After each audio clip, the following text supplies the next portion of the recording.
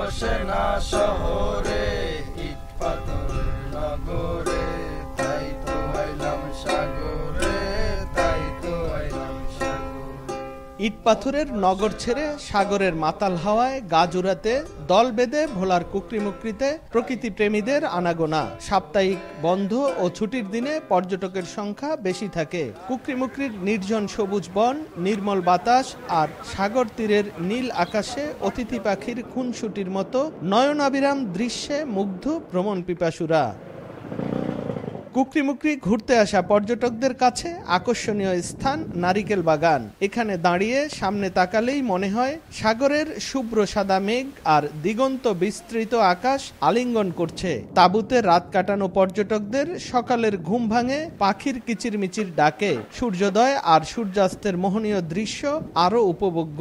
Artificial ব্যাপারটা আসলে যেমন শহরের রিসোর্টে আমরা যখন যাই প্রাকৃতিক যে ব্যাপারটা উপভোগ করতে, কিন্তু ওই জিনিসটা আসলে পুরোপুরি প্রকৃতির যে স্পর্শটা আমাদেরকে দিতে পারে না। আমরা হাঁটতে অনেক কষ্ট হয়েছে, সুন্দর লাগছে দেখতে, তারপরেও কষ্ট হয়েছে, আরো সহজে আসতে পারতাম, যে যোগাযোগ ব্যবস্থাটা আরো ভালো হতো। যদি আরেকটু ইমপ্রুভ করা যায় তাহলে আগামী দিনগুলোতে হয়তো পর্যটন শিল্পটা আমরা আরো আগে নিতে পারবো।